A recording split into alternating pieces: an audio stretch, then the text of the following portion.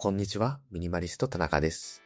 地方都市の隅っこで生活費月11万円でゆるく小さく暮らしています。このラジオはミニマリズムで社会のスピードから降りて自分を取り戻すことを大きなテーマに Kindle 出版で30冊以上の著書を持つミニマリストの僕が無理しない生き方やミニマルに暮らす方法などについてお話ししています。もし共感できる部分があればフォローやコメントなどお待ちしています。さて、今日のテーマはですね、1万円を稼ぐより1万円を使わない方が3倍楽であるというお話です。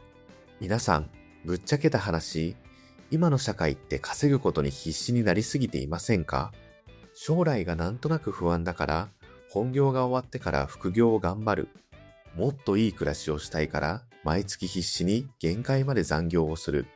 でも、それって実は、そこに大きな穴の開いたバケツに、一生懸命に水を注ぎ続けるようなものなんです。どれだけ必死に水を注いでも、穴からどんどん漏れていってしまったら、いつまで経ってもバケツは満たされませんよね。だからこそ今回は、1万円を稼ぐよりも、1万円を上手に使わない方が圧倒的に楽だしコスパがいいよ、というテーマでじっくりお話ししていきます。このラジオを聞き終える頃には、皆さんの心の荷物が割と軽くなっているはずですよ。まず最初のポイントとして、ちょっと残酷な事実からお伝えします。僕たちが額面で頑張って1万円を余分に稼いだとしても、実際に手元に残るのは8000円くらいです。なぜなら、所得税や住民税、それに社会保険料がしっかりと引かれてしまうからですね。一方で、日々の支出を工夫して1万円削ったら、その1万円は 100% 丸々あなたの自由なお金になります。もちろん削って浮いた1万円には税金なんて1円もかかりません。つまり節約して浮かせたお金というのは国に引かれない最強の非課税所得のようなものなんです。さらに言えば1万円を新しく稼ぐためには上司に気を使ったり、クライアントに頭を下げたり、何時間も自分の時間を拘束される必要がありますよね。でも、1万円の固定費を削る作業は、スマホのプランを変更したり、使っていない不要なサブスクをサクッと解約するだけで一瞬で完了します。どっちが精神的に楽で賢い生存戦略か、冷静に考えればすごくシンプルですよね。僕はとにかくこの支出の穴を塞ぐことを最優先にした結果、今では月11万円という低コストで毎日王様のように快適に暮らせるようになりました。そして僕が買い物をするときに強く意識しているのが実質時給という考え方です。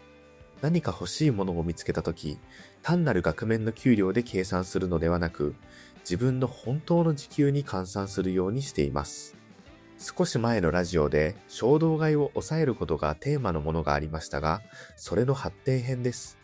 この実質時給というのは仕事の純粋な労働時間だけではなくて、仕事の準備時間、通勤の移動時間、さらには仕事のストレスを発散するために使ってしまったお金などをすべて差し引いた本当の時給のことです。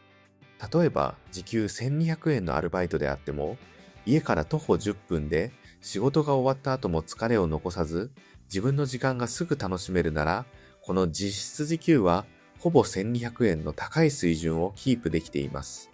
一方で、月給がすごくよく見える正社員であっても、毎日のサービス残業、長い通勤時間、さらには休日のストレス外を含めて計算し直すと、800円程度まで暴落していることはざらにあります。この身を削って残った本当の時給をベースにして買い物を考えると、ある恐ろしい現実に気づくんですよね。もし、あなたの本当の時給が1000円だったとしましょう。その状態で街を歩いていて3万円のブランド物のバッグが欲しいなと思ったとします。3万円を時給1000円で割ると30時間ですよね。額面の時給でパパッと計算するよりも、はるかに長い時間が必要なことがわかります。ほぼ丸4日分、自分の貴重な命を文字通りすり減らして得た対価でしか、そのバッグは買えないということです。このバッグには、僕が身を削って満員電車に揺られ、働いた4日間を捧げるだけの価値が本当にあるのかな？そうやって自分に静かに問いかけると、ほとんどのものが、いや、そこまでしてほしくないな、と物欲が秒で消えていきます。これは1回5000円のなんとなく行く飲み会も全く同じです。実質時給で考えれば5時間分の労働報酬、つまり自分の命5時間分に相当します。行って疲れるだけの惰性の付き合いに大切な5時間の命の対価を注ぎ込むのはあまりにも割に合いませんよね。無理をしてボロボロになりながら稼ぐことを考えるより、まずは無駄な支出という出口をしっかり固める。自分の命の値段をできるだけ高く保つことこそが僕たちの最大の防衛策になります。頑張って大きく稼いでたまに贅沢な旅行にドカンと行くよりも、小さな生活コストで毎日を最終回のように全力でお気に入りのものだけで満たす。この方が脳の満足感や幸福度は圧倒的に高いことが科学的にも分かっています。ミニマリズムというのは何もかもを捨てて何も持たない貧しい生活をすることではありません。自分を幸せにしないものを優しく手放すことなんです。月11万円でご機嫌に暮らせるような燃費のいい体になってしまえば、毎日が夏休みのような穏やかで自由な感覚で過ごせますよ。というわけで、まずは稼ぐ前にバケツの穴を塞ぐことから始めましょう。繰り返しになりますが、1万円を稼ぐ労力は1万円を使わない労力の3倍大きいです。もしあなたが今仕事がしんどいな、毎日消耗しているなと感じているのなら、もっともっと稼ごうと上を向く前に、まずは今何にお金を使っているかという足元を徹底的に見直してみてください。服をユニクロの定番で統一してみる、自炊の楽しさに目覚めてみる、スマホの格安プランを見直してみる。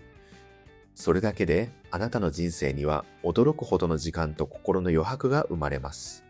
承認欲求や人からよく見られたいという見栄という名のバケツの穴をきれいに塞いでしまえば、無理にドバドバと水を注ぎ込む必要はなくなります。まずは今使っていないスマホのアプリを一つ消すくらいの本当に軽い気持ちで始めてみてくださいね。というわけで今回は以上です。皆さんの身軽な暮らしをいつも応援しています。それではまた次回の放送でお会いしましょう。フォロー、コメントいただけると嬉しいです。また、スレッズやノートなど各種 SNS も更新しているので、概要欄も覗いてみてください。ミニマリスト田中でした。バイバイ。